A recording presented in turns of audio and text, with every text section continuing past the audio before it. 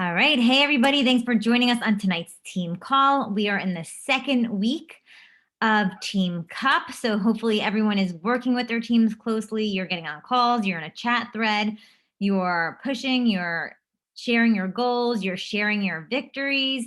So we still have obviously a lot of the month to go. So if you've had a slow start, it's okay. There's plenty of time left in the month. I know we got our points today and they were a little bit wonky because the bod group points didn't count, but hopefully they will get that all kind of worked out. So announcements, 9-week control freak off the wall is available. It was available yesterday, so it's available going forward. Yes, you can use your $10 discount codes on any challenge pack. That's $140 and up. What else did I have to say? I think that's really all for the announcements that I wanted to say. Just looking at the Coach Online office and seeing if there is anything else I want to mention. There's a lot of things going on in the Coach Online office. So if you see like a new tab or something, if you haven't tried that business activity tracker, I haven't even checked it out yet. That is on my to-do list. Definitely check it out. They're going to be just adding new things just so we can run our business better and just track a little bit better as well. So keep your eyes out for all of that. Let me see if Maggie is on. Maggie, I see her, but I don't see your face. There she is. Sorry, I totally just spilled my water. No, you're good. I was like, I have to pee, get my magnesium calm, and I'm good to go. Yeah. Like So, right when I'm starting this call, I spill everywhere. are you okay? Do you need a Yeah. second? No, I'm good. I'm You're good. good. Okay.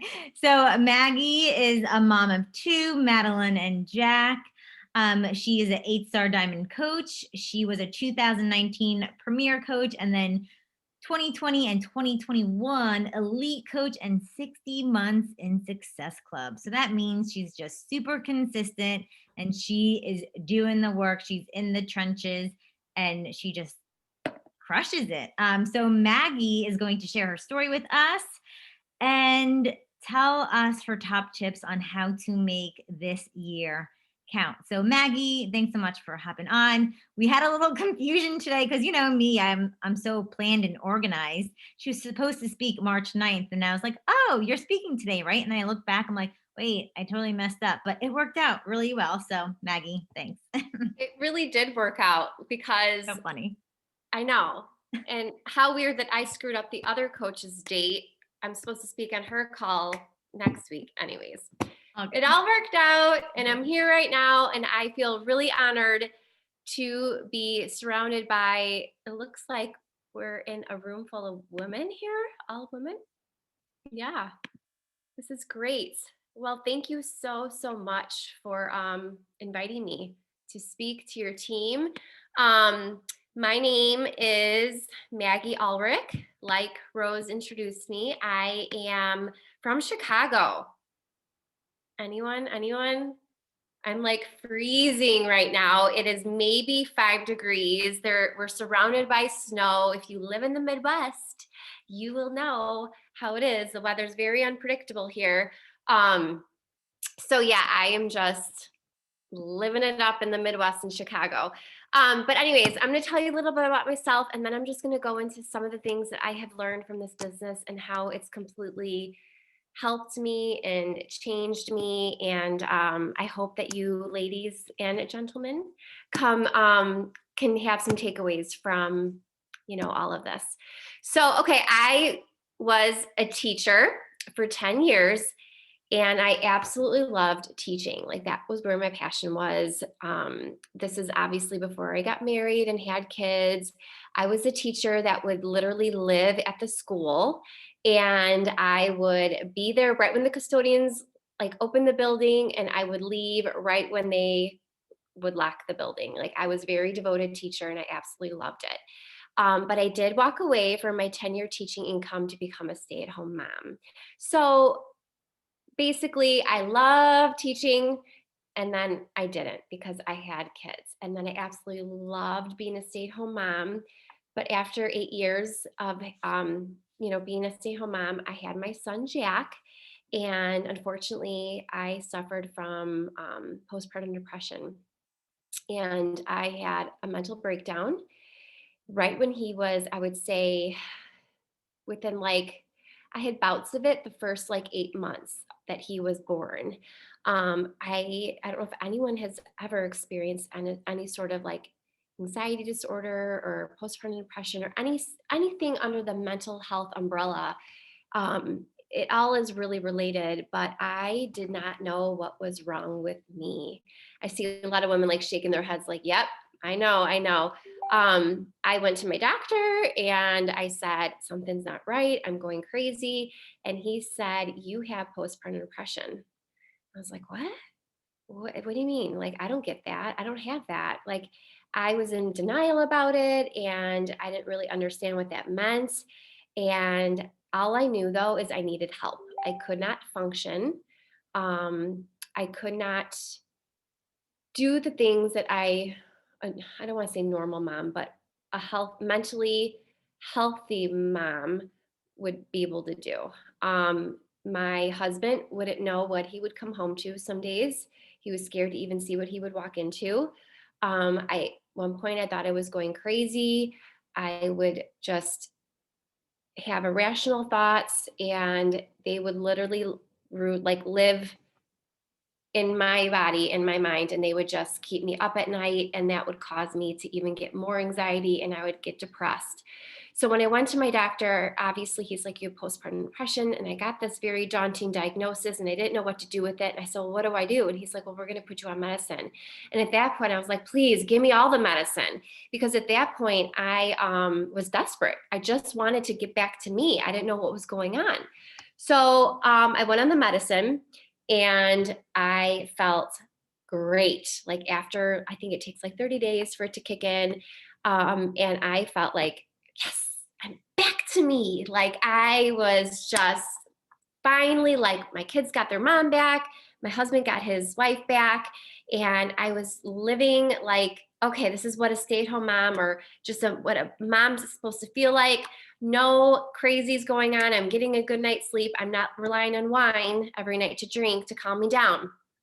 So I had a very carefree attitude and I was just like, coasting along. And I realized that I was starting to gain weight from the anti-anxiety meds. I don't know if you are familiar with that, and I don't want to say I started to gain weight from the anti-anxiety meds, but what they do is it causes you to feel like so good inside that you don't really care. You finally feel like, yes, I'm back to me. So I'll have the extra brownie. Oh, exercise, I don't need that. I'm gonna sleep in. I'll have another extra glass of wine. You just finally feel like you. So you are just finally happy. I was not very happy for so long. So I was obviously like living the life until I couldn't fit in my pants anymore, until I weighed myself and I was at the heaviest I've ever been besides my pregnancies. I've really never had a problem with weight. So I was completely like thrown off. Like, what do you mean I gained 15 pounds like within maybe a year? So after doing research, I found out that it was from my medicine. But I knew that I needed to be on them for the rest of my life because I was one that tried everything. I did go off of my medicine at one point, and it was the worst thing I could have ever done because my medicine came back with vengeance, or my anxiety came back with vengeance. And it was so bad that like my husband had to sit me down and have like an intervention. And he's like, this is not a way to live life. You need to do something. So I was like, all right, you're right. Cause I went off the meds because I gained all this weight. I'm like, well, screw that. I can, get over this by myself. Well, and I did all this stuff. I tried talk therapy. I tried reading. I tried journaling, gratitude, the oils. Like, remember oils were big. I did the oils. I prayed. I prayed for Jesus to cure me and nothing worked. And when my husband sat me down, I knew he just wanted me like to have an open mind about going back on the medicine. I always compare it to like a diabetic needing insulin, or an asthmatic needing their inhaler. Like you can't live life without those things. You cannot survive without those things. So for me, I was like, all right, I need to go back on. So I I decided that I was going to go to the gym to try to lose the weight. I did all the cleanses to try to lose the weight. And I just felt like what I was doing seemed so silly to just get my mind and body right. So the very first day I went back on my medicine was my very first day of doing my very first Beachbody program. So during this time, I was scrolling social media and I happened to see my coach at the time share about her challenge group that she's hosting. So it was only 21 days. And I was like, all right, I'm going to try it. I'm going to do it because what I'm doing right now isn't working. And I went all in and I lost the weight. And I lost 15 pounds. I lost 8 inches, which was great. I was back in my clothes. But like, I'm sure some of you ladies can understand and relate. It's more of a mental transformation. Like if you could see if I could do a side by side of like my mind, you would be blown away at what transformed. So that is basically like my story. But as far as coaching goes, I watched my mentor for a year before deciding to coach. She was somebody who was very successful in the business. She left corporate America to pursue her coaching business. She was going on, these luxury trips that she earned, and she was like wined and dined, and she had such a solid and massive successful team.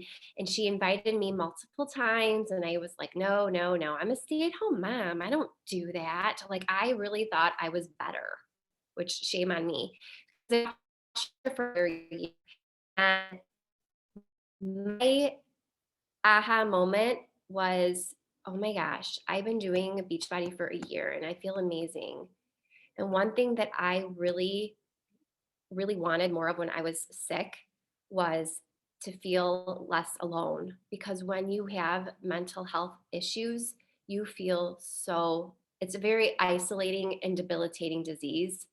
And I had no one to turn to because a lot of the people that a lot of my people in my circle didn't have mental, disease or health issues, and they did not know what it felt like. So it was really hard to talk to somebody that didn't experience it.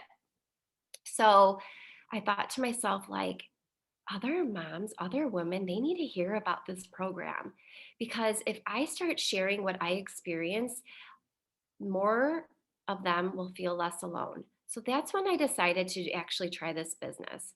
I thought about all the other women on the other side of the screen, scrolling social media, looking and like longing for somebody to help them and make them feel accepted. So that is basically how I got started. I've been coaching now for 5 years. I just celebrated my 5th year at the end of January.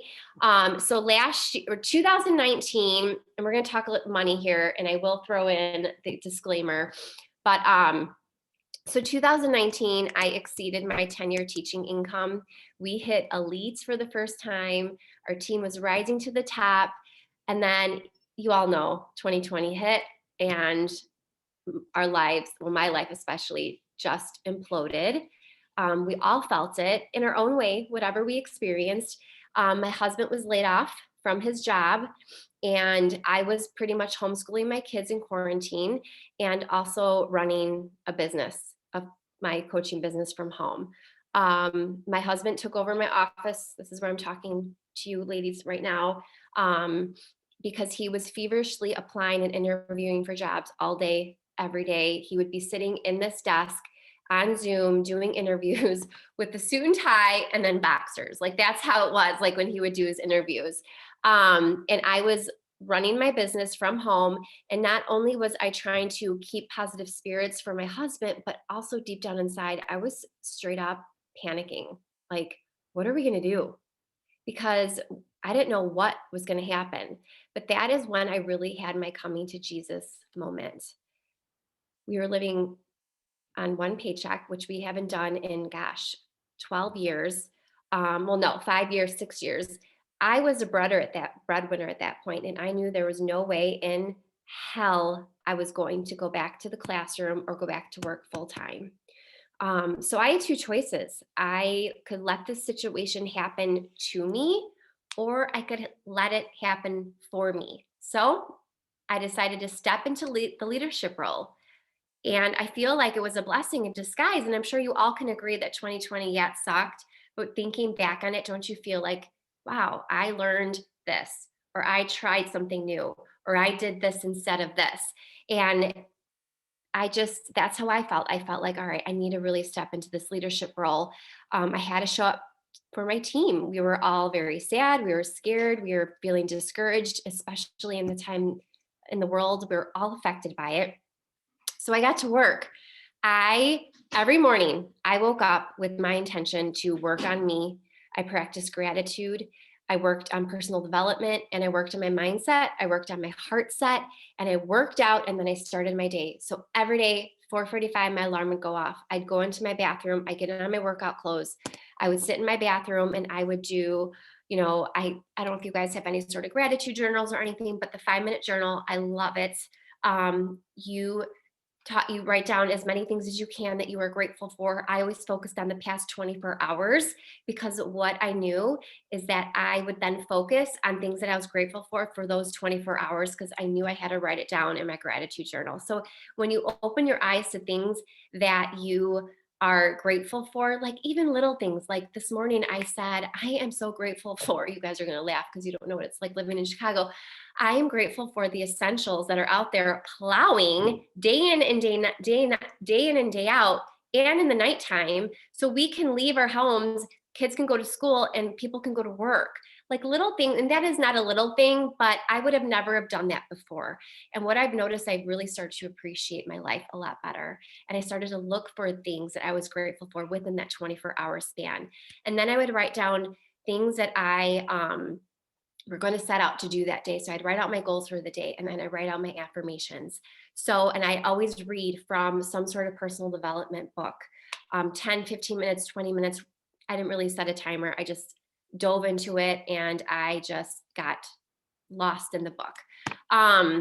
So that's what I did. And then I drank my Energize, I did my little dance, and then I worked out every single day. And people were like, oh my gosh, your husband's laid off and the kids are at home. Why are you waking up so early? And no one really understood. I am working to financially keep my family stable. I don't have a crystal ball in front of me. I don't know what's to come. So I need to step up. I need to take control of the situation. So even though 2020 was the hardest year of my life, I took it upon myself to do something about it, and I refused to retreat. So because I chose my heart, my team and I achieved a huge goal that 5 years ago I could have never seen coming. We hit 8-star. My family got a lot closer, and we appreciated our time together. I doubled my 10-year teaching income, and they're all throwing an income disclaimer. Beachbody doesn't guarantee you. I don't even know. You guys know it. I don't know it by heart. It's pretty sad. I should know it. My team hit elite in the heart of the pandemic. We hit it in July. I hosted my first ever leadership retreat. We were going to go to Destin, but we kept it local due to COVID. And after all the events of last year, what helped my sanity, my finances, and my health, especially mentally, was this business. And one thing I've learned is there's no guarantee in life. And it's always best to be prepared, because you just don't know what tomorrow is going to bring you. This business is the gift that brought my family and my team and me so many blessings. It has opened my eyes. This past year really opened my eyes that it truly is life-changing. And you always hear coaches say, oh, it's so life-changing, it's so life-changing, that it almost becomes like one of those buzzwords until you actually start to feel it and experience it. It was absolutely life-changing. So really quick, just to break the ice a little bit, I want to know a little bit about you guys. So in the chat, just give me a positive thing that happened for you this past year. But just because we're in 2020, or we're in 2021 doesn't mean obviously that it's like we woke up January 1st and it's all over. No way. we have ways to go until we are living normally again, whatever that means for you. So throw it in the chat. I want to know, what was something positive that you took away from this crappy year that we experienced? And let's share. Oh, love my meds. Yay, Ashley. It's funny because I was a pill shamer. I was like, oh, I was a judger. I'm like, oh my gosh, she needs to be on meds. Shame on me. Like now I'm a pill pusher. I'm like, take the meds. And people ask me all the time, like, do you think that you'll ever go off of them? And I'm like, no, I'm going to be on them for the rest of my life. And I've accepted that. It's okay. More time to spend on my coaching business. I know doesn't it keep you distracted from things?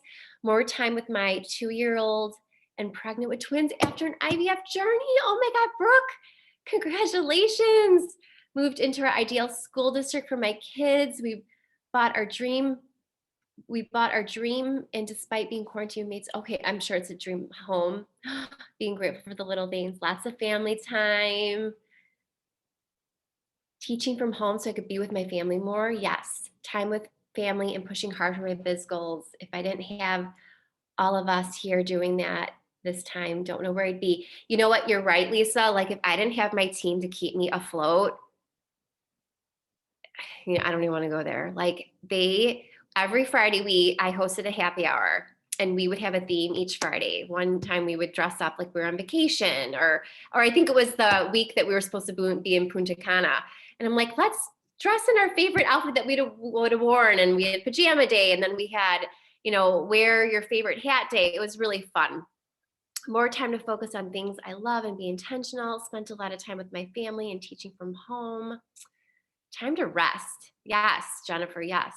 Start my health and weight loss journey. Started June 22nd. Nice work.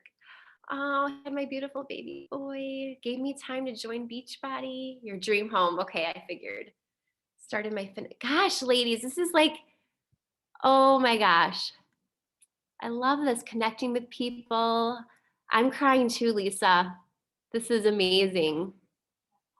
So like, this is what you should think about when you're like, oh, 2020, like, because I go to the dark side because our minds are, wired to always like protect us. So I often find myself in the dark side, and then I'll go back and be like, gosh, what am I doing? 2020 was amazing, So today I want to give you some tips to help you make this year happen for you, not to you, but for you, for your business and for your team. So first thing, you guys need to write this down. That's fine. I'm just reading from my notes over here. Like I said, one thing I did this year is I established a morning routine. Some of you may already do it. Some of you may be thinking about doing it. I'm telling you, do it. It was a game changer. And I feel like there's a difference between ritual and routine. A ritual is something that you're intentional about, where a routine is like you get up, you brush your teeth, you wash your face, you get dressed. Where ritual is where like you are really stimulating your mind at the same time doing that activity. So get up every day, because if you wake up with your kids, you are already doomed.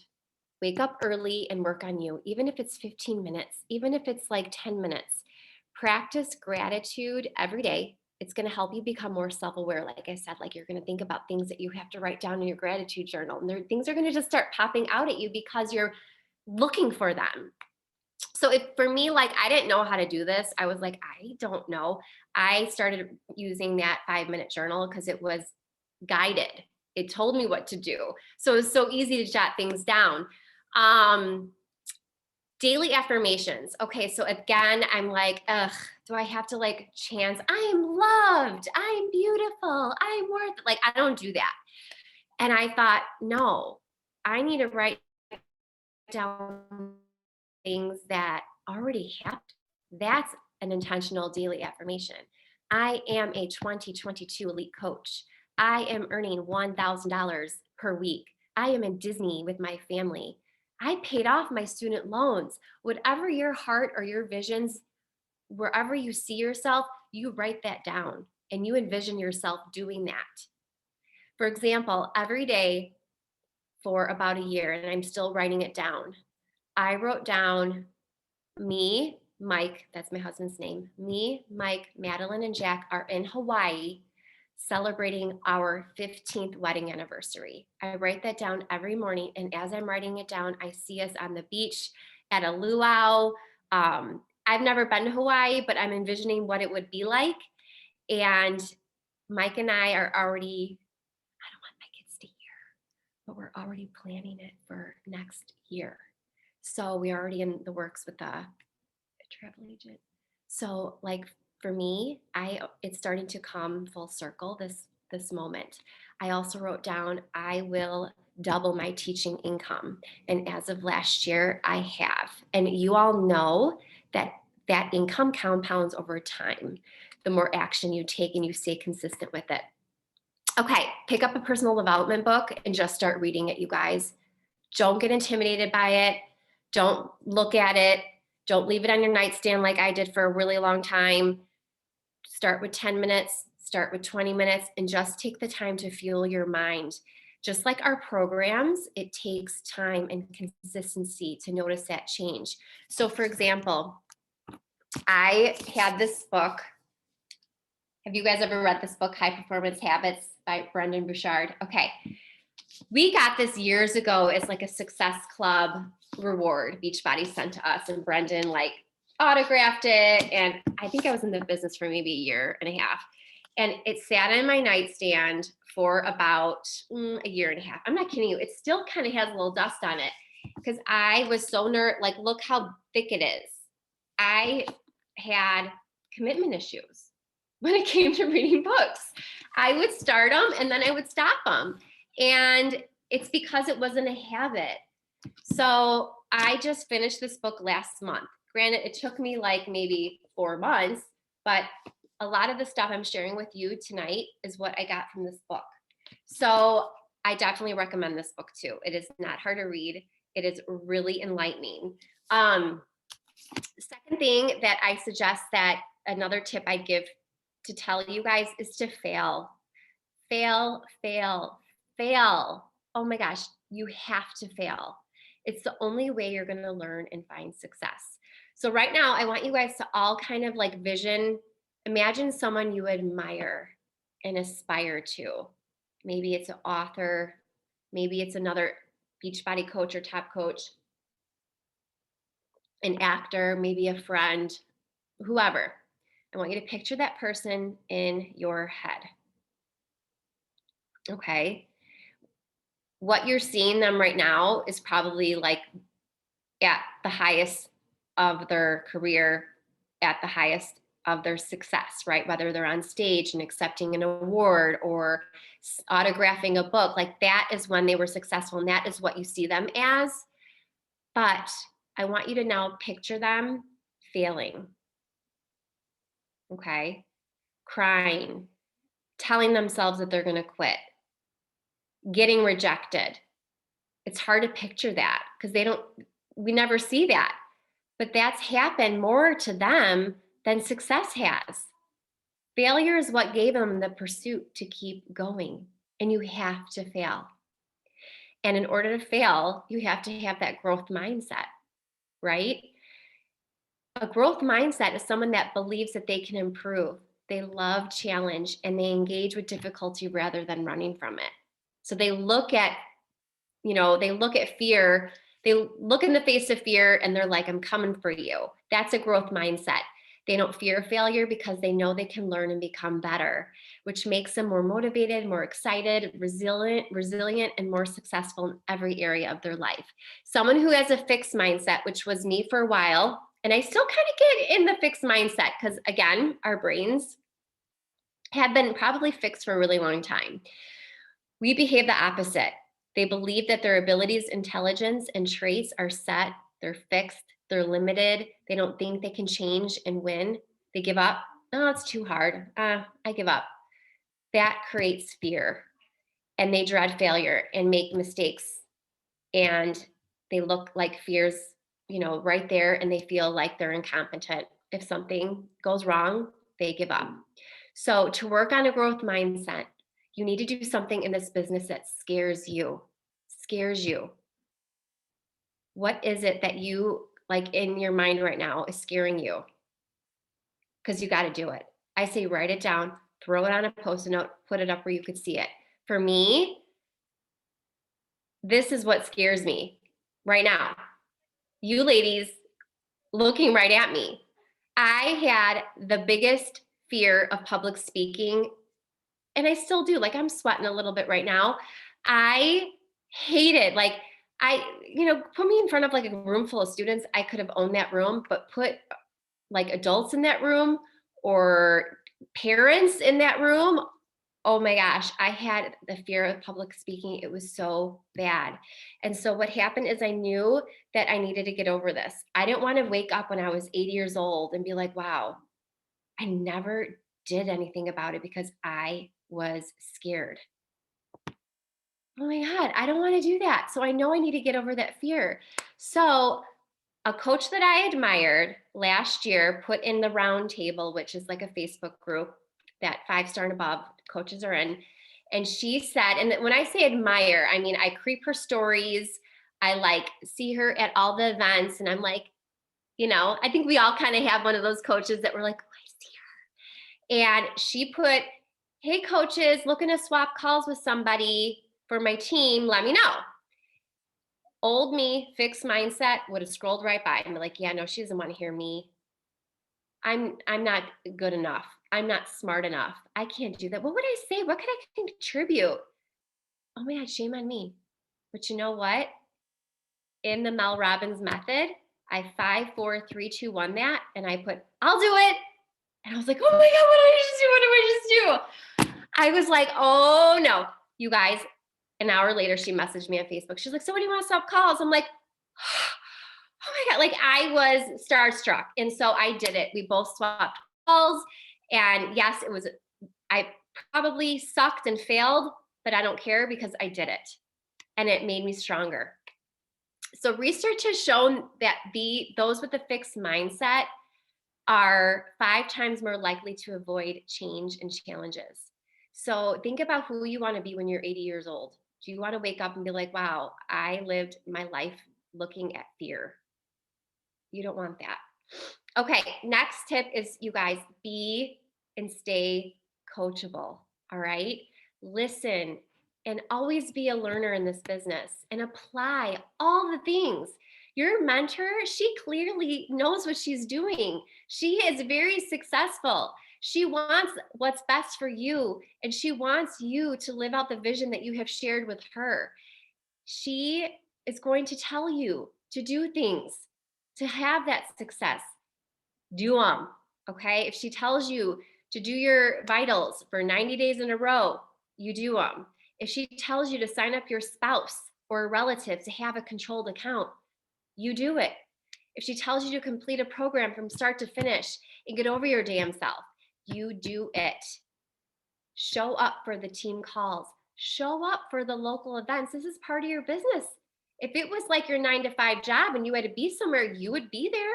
So this is no different. So, I mean, if you have kids, you're like, oh, I have my kids. You find childcare, or you have to carve that time out in your schedule, make it part of your business hours. I remember going to one of my very first Super Saturdays, which are now called Super Weekends. It was a local event. Neil Natoni was the speaker, the keynote for that event. And I still remember her like walking the stage, and she had this cute like little black mini dress on and these, knee-high boots, and she looked so cute. And she said, your kids are not going to remember that one soccer game that you didn't go to, but they are going to remember their mom feeling fulfilled, happy, and more present. So that struck me because I remember thinking I had a lot of mom guilt because I was always on my phone. And then I realized, no, I need to really carve out my business hours and pay more attention to that and be more intentional with my business. Fourth thing is just own it. Own your business, because then if you're not owning your business, you're minimizing it and you're minimizing yourself. That is going to keep you stuck. with anything in life. Do not hold back in life to cater to somebody else because you are scared about what they think. Once you share more, you will establish relationships that will energize you. It's going to lift you and support you and give you so much confidence. So, in your business, you have received all the objections, right? You've received people that are like, well, can I get it for free? Or can I just do the workouts, not the shakes? Or can I do the shakes, not the workouts? I mean, raise your hand if you have dealt with it. I just had one of those today. And I had one that was like, can I just do a coached switch and come to you? And I'm like, no, you cannot. Because this is my livelihood. This is my business. You have to invest in my services too. Just can't fill out a form and you're already automatically put into my groups. So you have to stick to that. You got to stick to your guns. This is your business. This is your future. This is your legacy. If you cater to people's needs, that is lying about your real ambitions and your belief in this company, your belief in the programs, and your belief in the products. You're going to miss out on the excellence if you just let people, I guess, take advantage of you. So you're going to hear, well, I just got a Peloton bike, or I'm on keto. I love when people tell me that.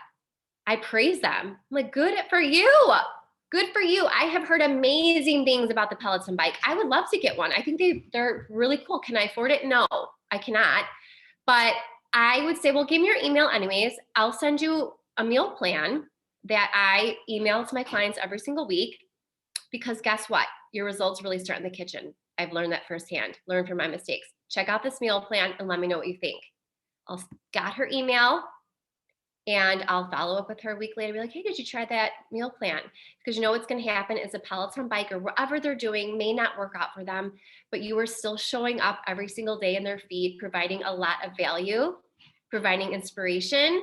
And when they realize what they're doing isn't working, guess who they're going to message? They're going to message you because they're going to want your help, because they know the way that you show up in your feed or her feed, that's how you're going to show up for her. So she knows that she can trust you. Talk about your business with your family, with your friends. It is no different than talking about your job or the work that you do. This is part of your life, and it's going to breed so much confidence. I remember, you guys, okay, so I was, a teacher, and every single year I even got my master's. So I had my master's. I was like at the top salary level that you could get. So I was making a decent income.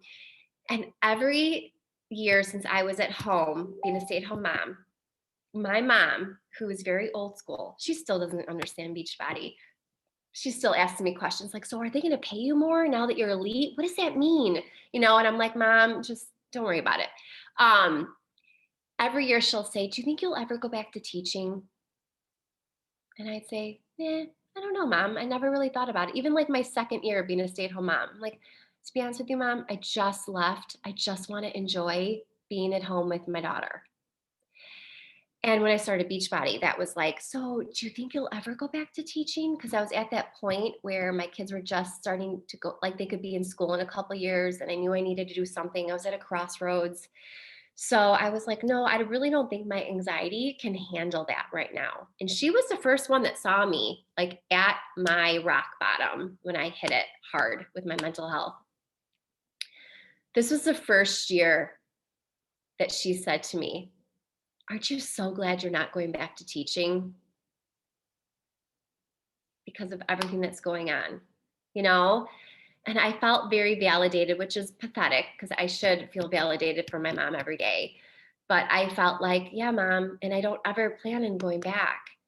And she was like, good, I'm so glad. This business has really changed you and Mike and the kids. And I'm like, oh, like I couldn't believe it. I was like, Mom, thank you. So anyways, that kind of brings me to my fifth and last tip. Actually, my next to last tip is be true to who you are.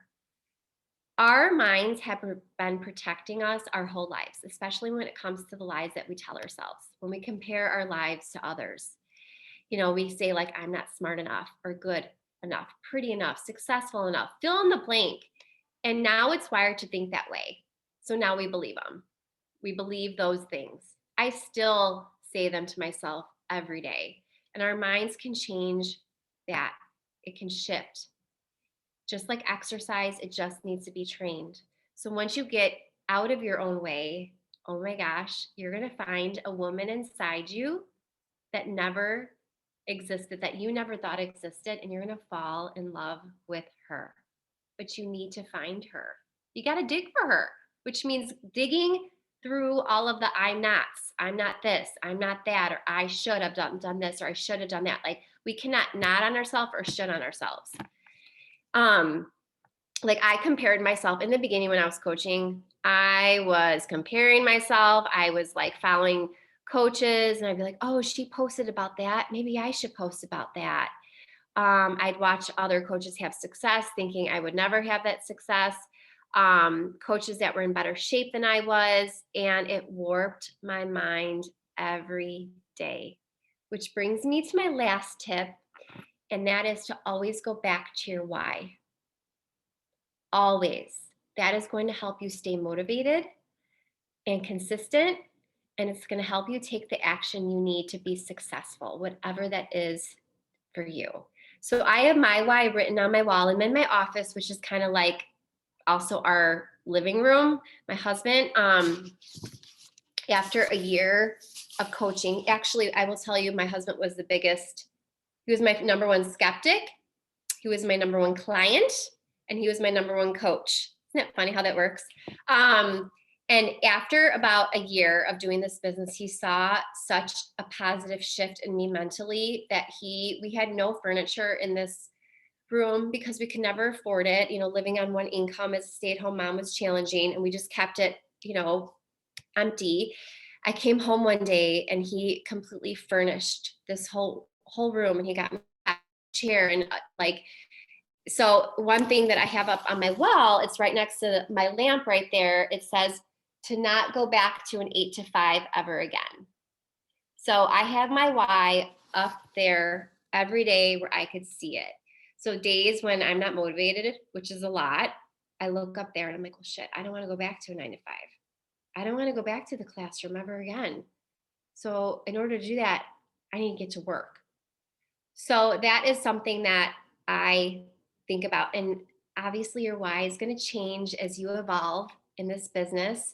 I feel like right now I'm at a good point where I do not need to go back to a 9 to 5. So my why is I'm working on my why, my new why. And yeah, and it's always going to change, but it'll always motivate you and keep you on your toes. So that's all I got for you ladies. Maggie, you brought it. Thank you. And Yay. you Oh, were I'm so scared thirsty. of I being get all on the nervous. calls. Take a sip. You gave so much great information, and I really appreciated you just being vulnerable, opening up, sharing your story, because I know a lot of us on the team can definitely relate to you. And I just loved how you leaned in. I know, I mean, we all had shit happen to us in 2021. Now we have a lot of girls dealing with things too, but you decided to lean in. So my question for you is, how do you make that decision either to back away and use those things as reasons as you can't, or lean in and use it for reasons why you should? Well, But I don't thought just about that. Like, it's true. I thought to myself, I remember like buying the challenge pack, signing up as a coach. I still didn't understand why I was doing this. I mean, I knew I wanted to help other women and I wanted to go on these trips and maybe make an income. But until this past year is when I really realized all those years prepared me for this year. So that's what brought me the experience. So I knew I could either sit or I could do something about it. And all the things that I've learned in the business, I actually really applied them times 10. 10X Factor. I don't know if you guys have read that by Grant Cardone. That's another book I read last year. So I just knew, and to be honest with you, that's how bad I didn't want to go back to work. And I was really nervous. I mean, it's the first time that we got unemployment. And that was kind of sucky. We didn't know what we were going to do for health insurance. And my husband was kicked down pretty hard. His ego took a turn. I mean, it was really tumultuous for us for a while, you know? So leaning in and, you know, putting my head down in my business is what kept me happy and kept me distracted. I could have slept in every day and I could have been resentful, which would have been caused more problems.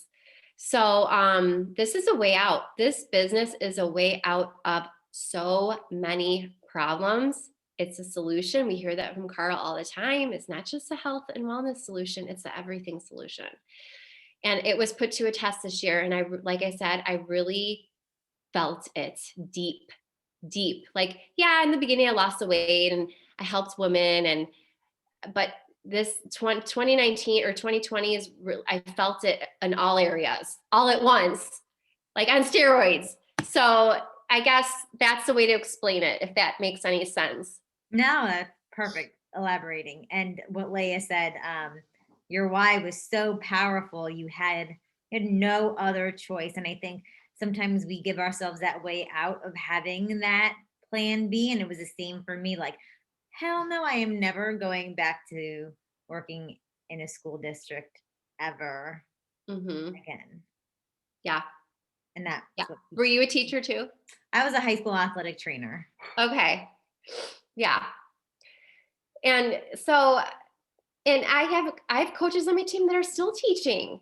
Same, yeah. And they love teaching. So, but they struggled last year, but they were the ones that kept me grounded, surprisingly, you know? So, oh, my daughter wants to say hi. She always pops on. Hi. She's my 12-year-old.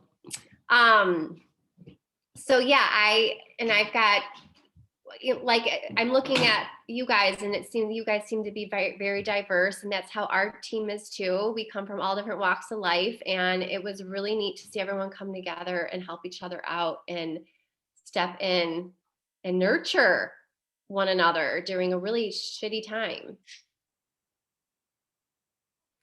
Does anybody have any questions for Maggie? Don't be shy. And if you guys, you know, reach out to me on Instagram, like send me a message if you have any questions. I am an open book. I feel like I'm an advocate for anxiety. So I will talk about it as much as I can. I'm huge on compassionate chit chat. So don't, you know, if you ever have a question, I am here for you. I mean, I did a call for Christy Krausner. I can't pronounce her name. Is it Krausner? I don't know. Krausner. I botched. She was on my call. I botched it, and I was like, "Oh, I'm so sorry." And a whole bunch of her coaches messaged me after that, like saying, "Oh my gosh, thank you so much," or "How did you deal with this? And did you ever try going after medicine?" Because I remember being like in those shoes. Like, I wish I had someone to turn to, and I never did. Because I was ashamed and I thought that I was the only one that suffered from it. And that's why I talk about it now, because I feel like it needs to be normalized. What? Oh shit. Okay. Here, just put it right there. So yeah, anytime anyone wants to chat, I'm your girl. This was fun. You have a huge thank you, team. Maggie. We do, yeah. It's fun whenever, you know, when everyone's together, you feel that synergy. So we appreciate you getting on this call with us tonight and just being so open and vulnerable with us. Oh, absolutely. I know a lot of us needed to hear your message tonight, so thank you. Thank you for having me, ladies. I really, really appreciate it. I'm glad it worked out. Like, how fun was that? Mistakes happen for a reason, right? Exactly. It was so nice meeting you guys. And hopefully we'll be able to like hug each other and be at an event soon. 2021. Let's hope. Oh. Amen. Right. All right. Thanks, everyone. Have a good night. Thanks, Maggie. No problem. Thanks again. Take care.